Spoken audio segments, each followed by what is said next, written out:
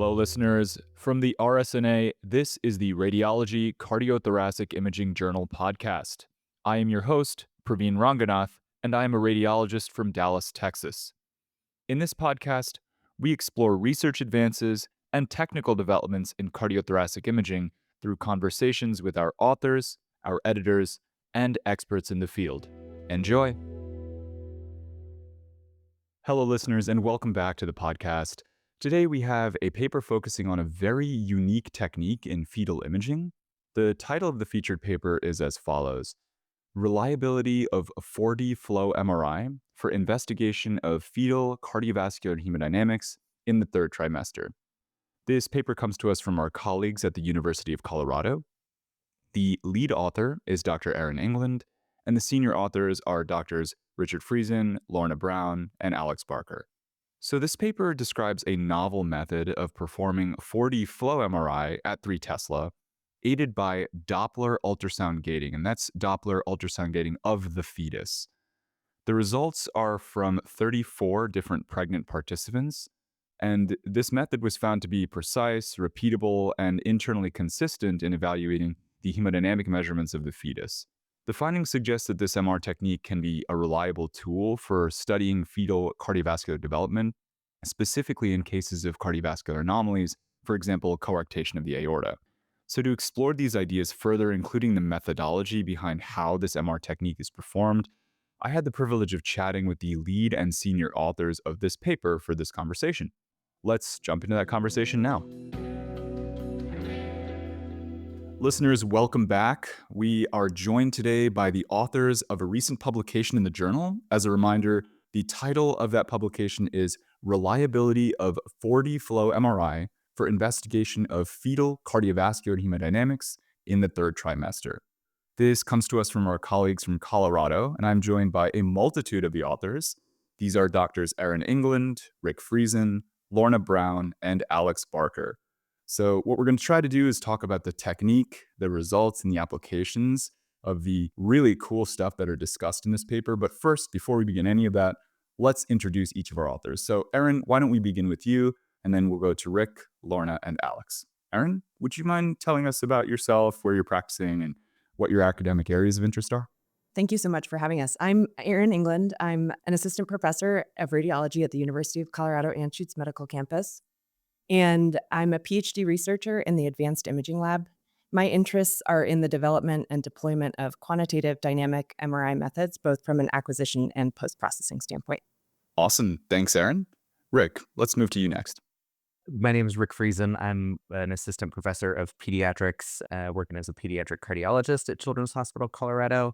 I am trained in non-invasive imaging, both in fetal echocardiography, postnatal echocardiography, and cardiac MRI. So my academic interests blend most of those with the fetal MRI, evaluating clinical outcomes and how we can better diagnose congenital heart disease prenatally to kind of help improve patient outcomes. Awesome. Thanks, Rick. Lorna, let's move to you next. Hi, my name is Lorna Browne. I'm a professor of radiology at University of Colorado. I'm a pediatric radiologist, and I specialize in cardiac imaging. Great. Thank you, Lorna. And lastly, Alex, what about you? Yeah, thanks, Praveen. I am one of the 3 scientists in this physician-scientist effort, and also a technologist is on the author list as well. I am an associate professor of radiology and bioengineering here at the University of Colorado Anschutz Medical Campus. I'm also the director of what we call the Advanced Imaging Lab here in Children's Hospital Colorado, which has a rather broad interest in just enabling the child health research enterprise when it comes to imaging. But my heart is in CMR. You have to specialize in something. And so I started looking at adult congenital heart disease, particularly in valve disease, moving then when I arrived here at Children's Hospital into congenital heart disease and cardiac MR. And finally, just to make things harder, we moved in utero to try and do CMR in the fetus. So that's really my primary interest these days. Great. Thanks, Alex. And honestly, thanks to everyone for joining. We have such a varied group of expertise, but all synthesized together within your institution. And that's kind of evidenced by the amazing information in this publication. So let's kind of get into that now. The publication itself focuses around, at least from my perspective, a very novel cardiovascular MRI technique. I'll try to break it down for the listeners. So it's a Doppler ultrasound guided fetal 4D flow cardiovascular MRI, and it's done on a 3 Tesla magnet. So I know that y'all do this clearly a lot, but many of our listeners out there, including myself, this is going to be very new, interesting stuff. Let's try to unpackage each component of this technique. Many of our listeners do perform cardiac MR out there. They're likely familiar with ECG gating or vector cardiography gating. This is certainly a bit different in terms of trying to gate the study, if you will, because we're using Doppler ultrasound, to my understanding. So let's flesh that out a little bit more. How does Doppler ultrasound guidance of MR work, and how does it differ from what traditional techniques may exist out there that our listeners are familiar with? Perhaps, Alex, we can begin with you, and then we can bring on a couple of other guests to help flesh out the ideas. Sure, I'm happy to do that. And I think Erin also can talk quite elaborately about this topic. But I think to unpack this systematically, if we want to make images of the fetal heart, we need to know where we are in the fetal cardiac cycle when collecting our data. We got to synchronize the scanner with our data acquisition and the cardiac cycle. Luckily, we have ECG or VCG gating or pulse ox, which are external sensors that we can attach to the body and determine where we are when we're acquiring data in, say, adults or even children. In utero, unfortunately, we don't have easy access for these sensors to work. Now, there are very advanced signal processing approaches that are not available on the scanner that we can do, such as metric optimized gating or self-gating. But that requires significant pulse programming, custom sequences, and post-processing, which then limits our ability in a clinical workflow to get a reconstructed image. So Doppler ultrasound gating takes advantage actually of a common technique that maybe anybody who has gone to the OB for pregnancy has experienced. It's cardiotocography. But this is, of course, an MRI compatible cardiotocography device, or TOCO. And it's been very much optimized for the purpose of synchronizing with the scanner. In particular, it has the ability to take that Doppler ultrasound signal from this device and then translate that into a simulated ECG signal that, from the perspective of the scanner, it looks like an ECG signal and it can trigger off of an R wave. So what is the advantage of that? Well, it allows us to actually use off-the-shelf vendor-supplied sequences and really not change up our clinical workflow when it comes to reconstructing images or even acquiring those images. But it does differ, from that workflow with the standard kind of physiologic monitoring devices that we use, because it requires a little bit more expertise to place that Doppler probe, right? But from the advantage standpoint, we can use the scanner's built-in framework for cardiac gating because it translates that Doppler signal into an ECG signal. This allows us to do the online reconstruction, use off-the-shelf vendor pulse sequences, which is huge from the perspective of being able to translate this. But it's taken us quite a bit training, because we were one of the first of kind users in North America to optimize our sequences, but also optimize just finding the fetal heart. So it was a quite interesting journey of a few years before we really came up with the secret sauce to make this happen. But it's FDA approved. That's important. And we were there before it was FDA approved, and even before it was integrated with the vendor wireless protocols. So we used to have tons of wires running all over the place, which nobody likes because you trip over them. It's hard to set up. But now this seamlessly integrated, the scanner communicates wirelessly. And it's quite I must say, like a nice workflow compared to what we used to do. So, Alex, I think you've set the stage nicely for the principles of the technique. I want to bring in Erin now to talk about, just in practice, how would we get this patient's imaging done? Meaning, how does mom get onto the magnet bed, and where do you place the TOCO? Is there a separate set of coils that are being used different than a body coil? Can I do this on my clinical magnets? Is this a clinical 3T magnet, or is this a research-specific magnet? Erin, would you mind fleshing that out a little bit more for us? Yeah, absolutely. So I think the benefit of this being an FDA approved medical device means that you can use it on a clinical scanner without any specific approvals or special coils or other things that would be needed kind of from the research perspective. So like Alex mentioned, we're using vendor provided sequences, online reconstruction, so we can verify kind of the position of the probe or the acquisition kind of synchronization with the fetal cardiac motion. So in terms of the full workflow, the mom comes in. She is usually head first supine because we allow them to watch a movie during the scan. So supine or left lateral, kind of in a decubitus position according to patient comfort. And then usually what we do is ask the mom where they've been able to find the heartbeat in her OB visits. And that gives us a point to start. Use a lot of ultrasound gel to get a really good signal and then just kind of search around there and try to find the location of the heart. And then just strap it on with elastic bands. And then we're using a standard coil and just all the regular positionings of a fetal MRI. Outside of the scanner, we will verify the position of the probe over the fetal heart. And sometimes the signal kind of goes in and out. So we're looking at that periodic signal related to fetal myocardial motion and blood motion. And if it really goes in and out, we can look at the localizers, and through the kind of physical displacement of the skin with the transducer or the ultrasound gel that's also visible on MRI, we can see where the probe is and then adjust the position if necessary. Awesome. Erin, this is super fascinating. I think that before we get into the 2D and 4D phase contrast imaging, I want to get the listeners a little perspective on how y'all are using fetal MR in general in the clinical space at your institution. So here, I think Rick and Lorna want to bring y'all in and talk about how frequently are y'all doing fetal MR and what are the most common clinical applications for which you're doing it outside of 4D flow for now. Yeah, well, we started off in this institution doing fetal MRI, not cardiac MRI. So patients would have fetal MRI, and then if they had a coexistent cardiac anomaly, then we would just look at that with fetal echo. And so we do about 2 to 3 fetal MRIs per day. The majority of those indications are neuro indications. But as we were doing more body work in fetal body indications, we could see the cardiac structures really well. And so it sort of started gradually. Patients who were coming for a fetal MRI and had a question related to maybe the chest or the abdomen. And we saw a coexistent cardiac anomaly on that with fetal MRI. And we realized that if we could get better gating, we could image faster, we could make some modifications to how we acquire fetal MRI, that we could actually improve our imaging of the fetal heart as well, and then add some information to the fetal echo. So we started doing that in healthy, normal patients to start off with, to improve our skills and to get some newer techniques. And we got some great results.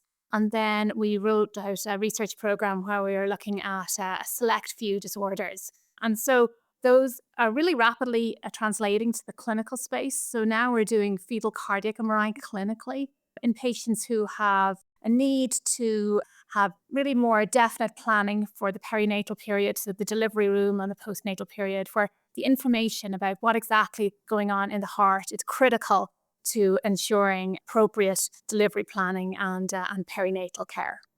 Phenomenal. Rick, you had mentioned in your introduction that you are one of the fetal echocardiographers at your institution. Could you describe how fetal echocardiography and this form of fetal cardiac MR play adjunctive roles or perhaps differential roles in management to these patients?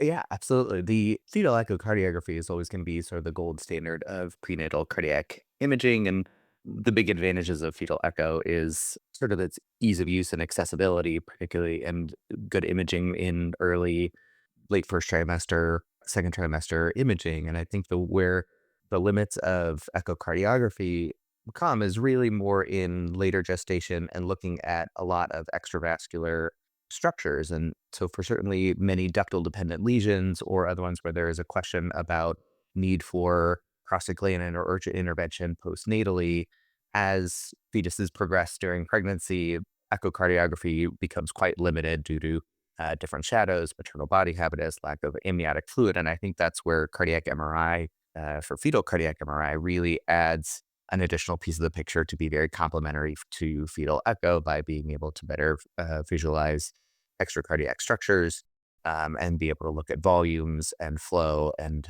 look at that in a little bit more detail as gestation progresses to provide better delivery planning and knowledge for these babies. And so I think it's a really complementary form of imaging that certainly won't replace echo, but really helps provide additional imaging where echo is limited or unclear.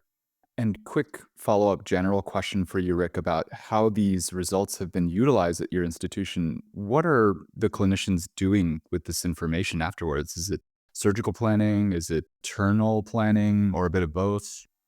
It's a bit of both. It's been used primarily for information feedback to the maternal fetal medicine group, OBs, and cardiac intensive care unit and NICU. And it kind of goes both ways, where you can provide more delivery planning saying this patient certainly has a higher risk of developing a coarctation based on what we see by fetal cardiac MRI. So we think they should deliver here at Children's, where there is specialized tertiary care postnatally, and we can provide the appropriate supervision and monitoring for these babies postnatally. And on the flip side, you could also say, well, this is less suspicious for a coarctation or some other anomaly that would potentially require more urgent intervention after birth. And you could say, well, let's dial back the intensity for the mom and for the baby and say, let's have the baby room in with mom and not get rushed off to an ICU to place lines and prostaglandin and have a lot more monitoring to allow for a little less stressful birthing process and maybe a little bit more in line with what the family wants. And truly, it was sort of what's best for the baby. So it can go both ways in helping with delivery planning for increasing escalation or providing a little bit more reassurance on the other side. Perfect. I think we're developing a really good understanding of the background of the technique in terms of why it is needed and how it is utilized. I want to polish off this portion with just a final question about zooming out. Not only is this MRI, this is fetal MRI with this niche to begin with, and then this is fetal cardiovascular MRI. And then on top of that, fetal cardiovascular MRI with the novel TOCO technique to help guide it. And then on top of that, we're utilizing this for 2D and 4D phase contrast imaging. So super elegant how you guys have refined down this technique to answer very specific clinical questions. But are there data to support its use that are already published in the literature? For example, are there any currently existing data to support 2D and 4D flow imaging in fetal patients apart from this technique? Erin, could I bring you in to answer that question, please? Yeah, so there have been quite a lot of studies that have kind of used 2D or 4D flow, either acquired 4D flow or a kind of slice to volume reconstruction version of a pseudo 4D flow, in order to establish what normal looks like and then what it might be used for in abnormal situations. And actually, the first paper doing 2D phase contrast was already 10 years ago from the Sick Kids group in Toronto. And they just placed individual 2D phase contrast planes at various locations in normal, healthy, developing fetuses in order to kind of establish what those reference values were for blood flow across the fetal cardiovascular system with MRI. Since then, the group in Hamburg, led by Jennifer Knapp and colleagues, recently published a feasibility study doing a kind of conventional Cartesian 4D flow acquisition like what we're doing with the Doppler ultrasound gating system in order to quantify blood flow in a few healthy participants and then a variety of different congenital heart diseases. However, that just kind of set the stage for feasibility. And what we were really trying to do with our paper here was to establish the reliability. So in order for this to be a useful clinical tool, we have to understand what the range of normal is in healthy developing fetuses, and then how repeatable our metrics are, how they change with respect to gestational age or fetal weight, and how we can kind of use all of the tools that we have from the acquisition to the post-processing in order to get those quantitative metrics. Awesome, Erin. I think that that's dovetailing nicely into the research question at hand in this publication.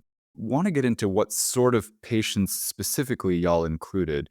To my understanding, these were normal fetal patients as well as those with suspected coarctation. Maybe Lorna and Alex, I can bring you both in to describe a little bit more of who is included and perhaps start highlighting some of the salient results from the study. I apologize. I wanted to take a step back to your question about kind of the existing literature and just clarify a couple things. I think some of what Erin had mentioned was already 10 years ago. They were doing phase contrast MRI. I just wanted to clarify that this was not with the Doppler ultrasound device. This was using kind of some offline reconstruction approaches. And it really set the stage. I mean, this was kind of seminal work for us in this kind of fetal CMR world, where it established baseline, but more importantly, kind of the shunting percentages as a function of kind of this concept of combined cardiac output, the combined ventricular output.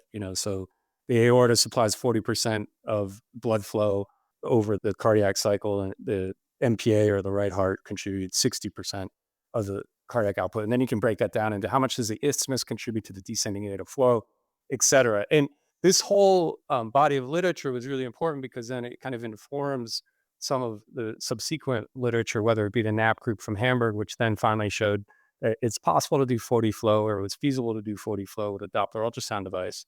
But in between that time, there was a group out of the King's College London that published on coarctation of the aorta and the ability of using kind of a combination. And I think it's really important that we don't just think that flow imaging is the end all be all. It has to be a combination, holistic combination of anatomy and flow. And so there's been a lot of work on establishing normative anatomy, especially when it comes to myocardial motion and strain imaging, and even, just ventricular dimensions, which was something that we attempted to at least establish some beginning reference values with prior publication, just looking at anatomy. But all of this is to say that going back to this King's College publication, and this is coming from David Lloyd and colleagues, is that they were able to show that some particular anatomy and flow measurements with 2D flow and metric optimized gating, which is what the Toronto group used about 10 years ago with offline reconstruction, is very, what do I want to say? I mean, the diagnostic accuracy is pretty compelling in terms of being able to determine its ability to delineate true positives, true coarctation positives, because usually you have suspicion of coarctation at echo. And then, okay, as much as 50% of those suspected coarctations turn out to be perfectly normal. And that group was able to show, hey, if we combine anatomy and maybe some flow measurements, they didn't have great luck, I will say, although it was still groundbreaking. I think about 60% of their patients had 2D phase contrast with metric optimized gating. It was very compelling, has driven forward more investigation and trying to understand the diagnostic accuracy of this technique. And I think really coarctation has kind of emerged as one of the compelling and justifiable uses of fetal CMR to improve diagnosis. And I apologize, it's probably long-winded. Lorna, I wanted to give you a chance to kind of follow that up, but I did want to kind of delineate some of this prior publication. Alex, thank you. I think that helps put into context why this specific population was the one y'all studied to answer the question of validity of this technique. It's also important to note that to reiterate, y'all are using commercially available techniques, which seems to differ from some of the prior publications in which there were very tailored, non-commercially available techniques off the scanners to do this type of imaging. Thanks, Alex and Erin. Lorna, I want to bring you in now to talk about any last methodologic components that we may not have touched on that are critical to understanding the results, and then touch on what are those salient results. What did we really learn from this particular paper? Well, let's start maybe what we learned. First of all, we learned about the distribution of blood flow in the fetal circulation, which is extremely complicated circulation, much more complicated than even almost in the immediate postnatal period.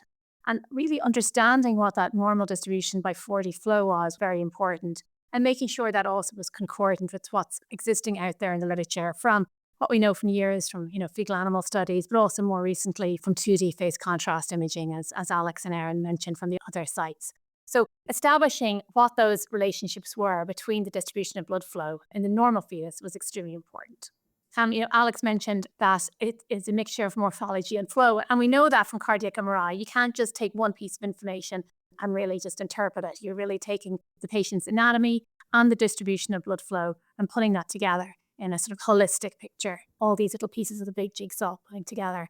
And so this is a very, very big piece of the jigsaw, being able to not just understand where the blood flow is going in one blood vessel, but where the blood flow is going in all the blood vessels in the fetus really allows us to understand in a much more holistic way what's going on with this fetus. And so combining that with what really is exquisite anatomic detail to get that blood flow information really allows us to provide a really comprehensive diagnosis, not just anatomy, not just the patient has a stenosis here, but what the effect that is having on the distant blood flow. And that's really important in the fetus because it has knock-on effects on not just the heart and the lungs and the abdomen, but also very importantly, the brain and the brain development.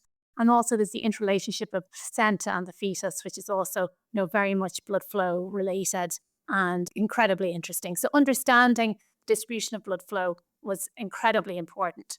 And now that we do understand what it is in the normal fetus, being able to see the differences in our abnormal populations. So Rick mentioned and Alex mentioned coarctation as being one of those diagnoses And that sort of low-hanging fruit diagnosis is a lot of patients who come through a coarctation. It's a very difficult diagnosis to make on echo. And so we've really been able to make inroads in that population, in not just showing anatomy, but showing the differences in flow with 4D flow.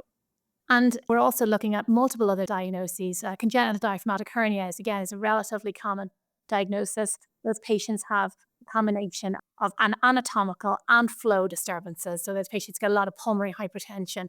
So we're looking at the way the ventricle is moving as relation to the hernia, and also the effect that that's having on the flow going out the aorta and into pulmonary arteries in those patients. And that's extremely informative. Adds an awful lot of value to just the anatomic information about how big the hernia is.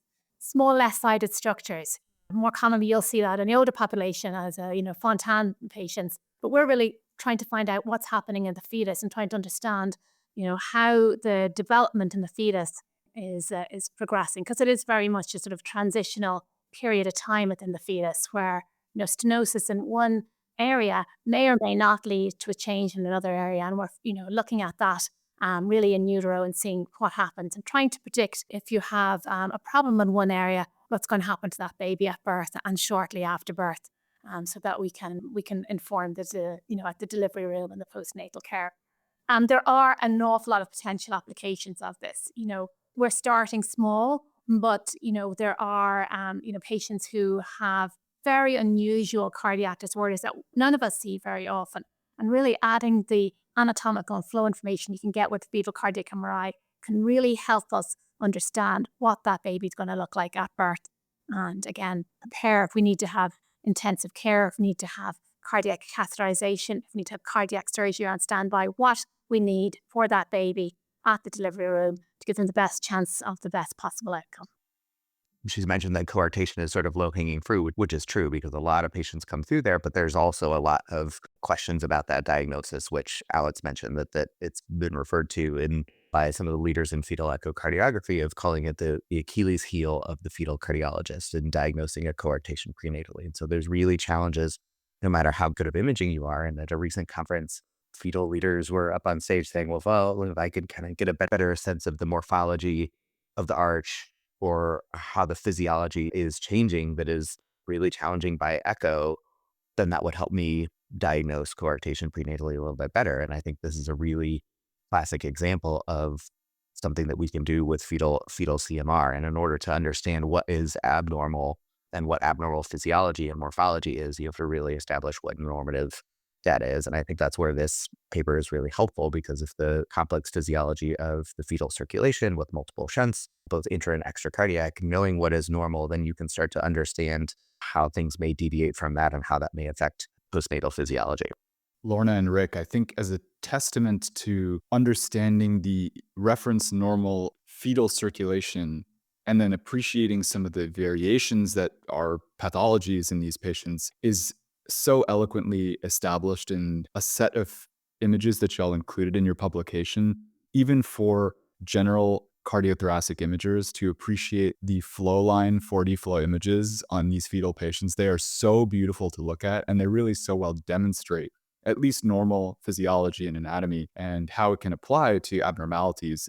Perhaps I want to dive into some understanding as to how good this is. And Rick, let me bring you in here because we, I presume, utilize predominantly fetal echocardiography as our reference standard for understanding fetal cardiovascular physiology. This, to me, and seemingly from our discussion, is a very new technique. Do you think, based on what we've learned so far from not only this study, but all of the data that Alex and Erin have talked about from previous studies, that this particular technique is reliable at understanding the quantity and quality of fetal cardiovascular physiology? And you can refer perhaps to data from this paper itself as to how reliable this technique was. I think this data is very consistent with some of the previous understanding of what we know about fetal physiology with some slight variations. I think, for a long time as a cardiology trainer, we read Rudolph's cardiac physiology and a lot of the fetal physiology studies. And I think in just looking at percentage of combined cardiac output and how we're looking at that by fetal 4D flow, they're quite consistent with that, with sort of about 60% coming from the right ventricle going through the MPA and about 40% from the left ventricle. And being able to quantify that, I think, is from this, I think, was really helpful in feeling confident that this is similar to what has been established from fetal physiology studies and fetal echo. I think the big advantage of this is being able to see relative flows in different structures sort of throughout one cardiac cycle. And I think that's the biggest difference between echo is you're measuring cardiac output in from a 2D structure and a spectral Doppler trying to estimate cardiac output, and you're doing it at different times, potentially as the baby moves in different positions. And so I think that this allows us to sort of visualize everything all at the same time. But I think in a lot of senses is relatively consistent, and that makes you feel good about applying it clinically. Perfect. I want to start asking some questions about the present and the future. So let's start with the present. From the technical standpoint, is this technique of fetal cardiovascular 4D flow MR ready for prime time? Alex and Erin, I'll bring you both in for this. And Rick and Lorna, I'm going to be asking the same question about clinical prime time. Is this a clinically ready technique? So Alex, Erin, why don't we start with you about whether it's technically ready to go? We're both smiling right now. The audience can't see this, but Erin, why don't you take a stab at this and I'm happy to fill in the rest. Yeah, I mean, it certainly is technically challenging. We actually ended up with successful 40 flow quantitative metrics throughout the great vasculature that we were interested in 34 of the 36 participants in this study. So that's 94% success rate, which seems really great. Some prior studies were more on the line of like 75%. So we're definitely hitting the mark there. I think we have a lot of patience when it comes to the acquisition. So that is, 34 of the 36 had data that we acquired in that scan session, but that doesn't necessarily mean that our first 40 flow acquisition was successful. It might have failed due to fetal motion. I think that's one of the main challenges that we have is that this is a free breathing fetal cardiac gated acquisition, but we're not doing any kind of motion correction or motion compensation for the potential stochastic fetal motion that is bound to exist during a approximately 3-minute acquisition. Nor are we correcting for the maternal respiratory motion that's also going to have some sort of impact on the position of the fetus during the acquisition. So we are currently working with collaborators at the Amsterdam University Medical Center in order to develop and deploy some motion correction methods that have actually already been shown to reduce that flow conservation metric that we have as kind of one of our reliability metrics from 19% that we reported in this paper down to about 5%, which is really, really incredible. And then further, I think we're always trying to improve the spatial and temporal resolution that we're able to get in order to resolve the really small and fast-moving structures of the fetus. And I'm going to just add on to that. I think Erin gave an excellent summary about some of the technical challenges that may slow down the adaptation of this technique. I mean, I think we have to accept that fetal CMR as a whole is being used across a number of sites now, which is great. I think 40 flow, as you mentioned, has traditionally been somewhat of a niche application. But I will say that it's nice because it's push button. You assign your volume of interest and acquire.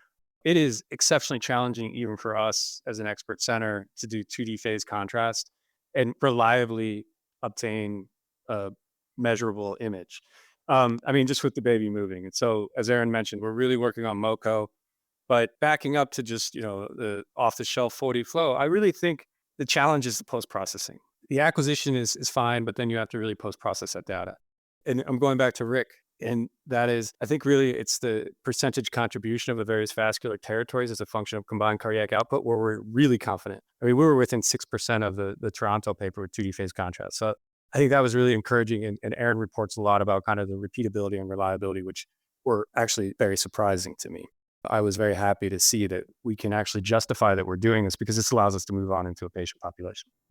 Alex and Erin, thanks. I think that lends us nicely from the technical components to the clinical component now. So I want to bring in Lorna and Rick and ask, do you think this technique is ready for clinical application into our management of these fetal patients with potentially substantial cardiovascular pathologies? Lorna, why don't we begin with you?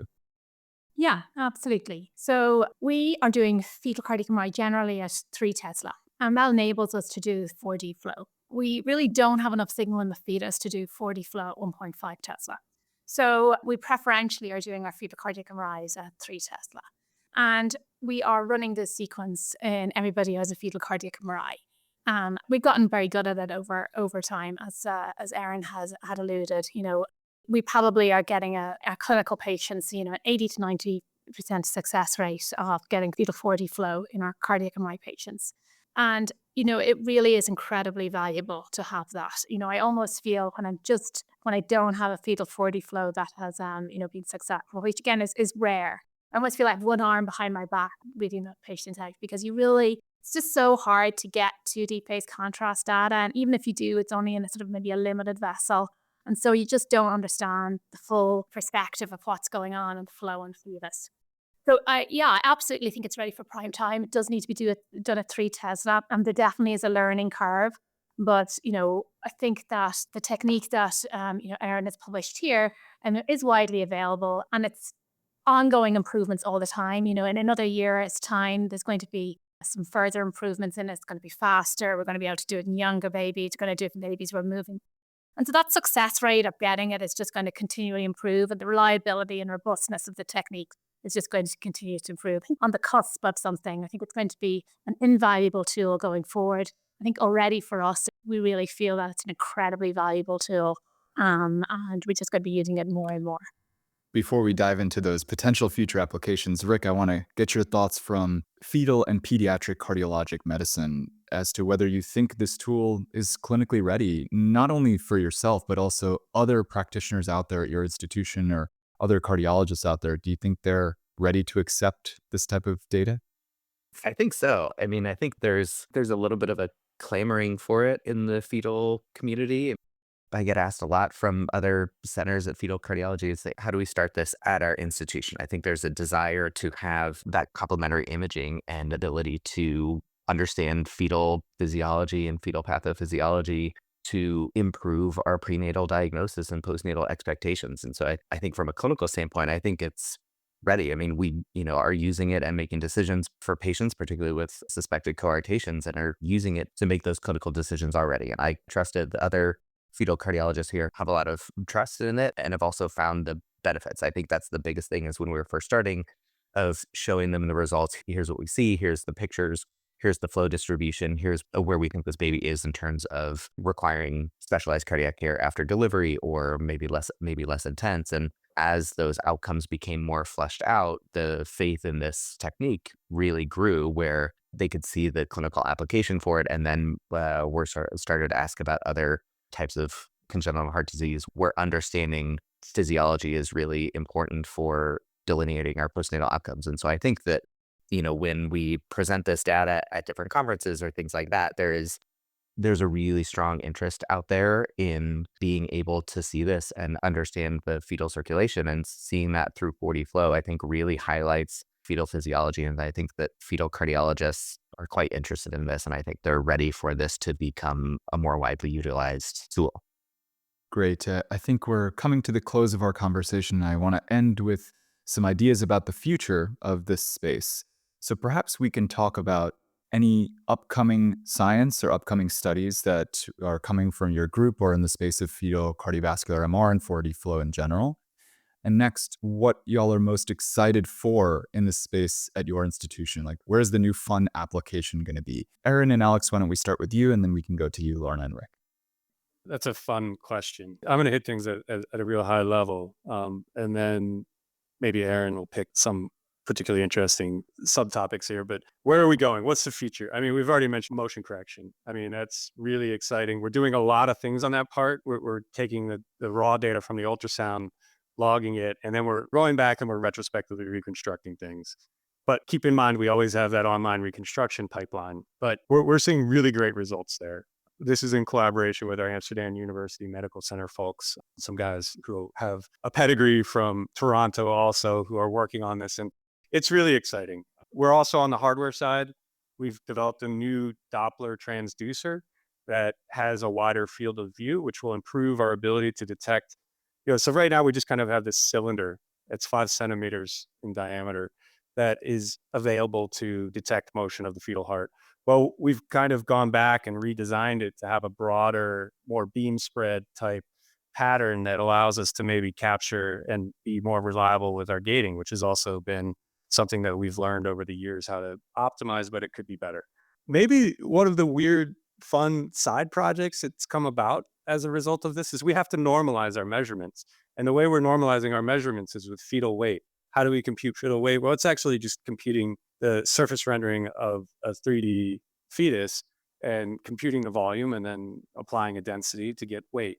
It's amazing. It works really well. We can compare our measurements of an in utero fetus in terms of the cardiac dimensions and look at, maybe 5 weeks later when those babies are born.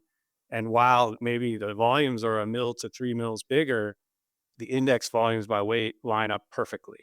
But what this has caused is actually it develops in a 12 seconds or 8-second breath hold. We get a 3D image of the baby via kind of a deep learning framework that is actually really quite compelling when communicating with the mom, like, here's your baby. Or even when we're working amongst the study team, there's this baby, with crossed legs sucking their thumb. And it very much personalizes what we're doing as opposed to looking at 2D slices or cross-sectional imaging.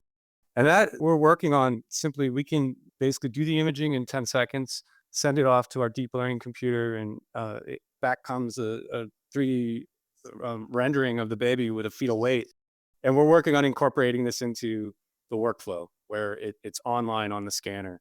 It's pretty exciting. We're working with our innovations office to kind of develop something because there's a lot of different applications that I won't go into right now, where this is just a sub project from this effort. So it's a necessary evil for us to index, but it's also been quite a fun project in terms of personalizing these individual babies that we never get to see. We see the moms walking in who might be anxious, but to realize that there's, this other individual that we're impacting has been quite rewarding. Awesome. Thanks, Alex. Erin, how about yourself? Any future science or future fun things that y'all are working on? Yeah, I think it's already been hit on through a variety of other questions, but one of the benefits of MRI is kind of the multimodal contrast that you get. So we can combine these flow measurements with improved measurements of anatomy, not only in the fetus, but we can also kind of back it out to the placenta and try to understand kind of all of the interplay between the placenta, the fetal body, the fetal brain, and the fetal heart, and kind of combining all of that together in order to create, like everyone else has said, a kind of a holistic view of what's happening and all of the different kind of changes that are happening that are really difficult to be able to evaluate with single modality like ultrasound. Amazing. Yeah, placental applications in here would be absolutely fascinating. Thanks, Erin. Why don't we bring it to a close with Lorna and Rick? What are you most excited about in terms of the new frontiers with this technique? Lorna? Well, it's already really exciting. And I think that one of the, again, most rewarding things is really being able to give these moms and parents really accurate information so that they can be fully prepared for themselves what's going to happen. The next frontier really we're looking at in terms of disease processes is babies with borderline left heart structures. And I think it's a really interesting area at the moment. A lot of those babies are maybe normal or maybe very, very abnormal. They're somewhere in between that. And it's actually incredibly hard to discriminate that in utero. And I think that is just a ready-made opportunity for fetal cardiac MRI because it's a perfect balance of anatomy and flow. And I think we can answer a lot of the questions that are at the moment still, we've been make tremendous progress with fetal echocardiography over the last 40 years, but there's still a lot of unanswered questions. And really, I think that is the next big question for us to see if fetal cardiac MRI can help predict those babies who have borderline left structures and see how many of them are going to need surgery and what type of surgery they're going to need after birth. And to be able to give that information, provide that information in utero, predict fairly reliably. Phenomenal. Thanks, Lorna. And Rick, how about yourself? What are you most looking forward to with this technique in the future? I think similar to what everyone has said, I think, in thinking about this question, I came up with, instantly 6 different broad disease processes that we look at prenatally that have a variety of postnatal outcomes. And counseling on those prenatally is really challenging. And so really having better understanding of the flow and morphology and physiology for Epstein anomaly, borderline single ventricle disease, pulmonary atresia, VSD, MACAs, heterotaxy, other complex lesions. I think, the applications are endless. And I think as we get better at this, being able to understand and better what the flow is in physiology by 40 flow in all these different disease states, I think can help us better predict outcome. And as for expecting parents, I think that's the key of this is the amount of uncertainty is really, really hard to just sit with. And as a provider who counsels those families, that's also that unknown is really challenging. And so gathering as much information as you can to provide the most information you can, I think really provides a lot of that information helps ease a lot of that anxiety and uncertainty for both providers and parents. And so I think that's really, as a clinician, that's what I'm excited about. And I think that the amount of work that Erin and Alex and our postdoc Takashi Fujiwara is one of the other PhDs who is an absolute wizard with a lot of this post-processing and visualization to give us these wonderful pictures. That the amount of work that goes into it to make this better and more clear and more understandable, I think is really gives me a lot of hope and excitement for the future for how we can use it clinically. Fantastic. Erin, Alex, Lorna, and Rick, thank you so much for providing not just this contribution to the science, but also this conversation from the technical nitty gritty nuts and bolts all the way to its application to real human beings, to real parents that are out there, to these fetuses that are out there. Big kudos to you guys. And thank you from on the behalf of really everyone beyond the listenership and including for this really, really, if anything, inspirational work. I am so, so excited to see more of it out there. For the listeners out there, please get your hands on the paper. It is so, so cool. Even if it's just to look at the pictures, they are absolutely beautiful. So thanks again to everyone for joining on to the podcast. Thanks again to all the contributors that weren't able to join us, including Takashi Fujiwara that you had just mentioned. Thanks to the listeners, of course, for listening in. If you like what you hear from us on the podcast, please rate, review, and subscribe. That helps others out there find content from brilliant minds like the ones that we just had on this conversation. Once again, this is the Radiology Cardiothoracic Imaging Journal podcast, and we will see you next time.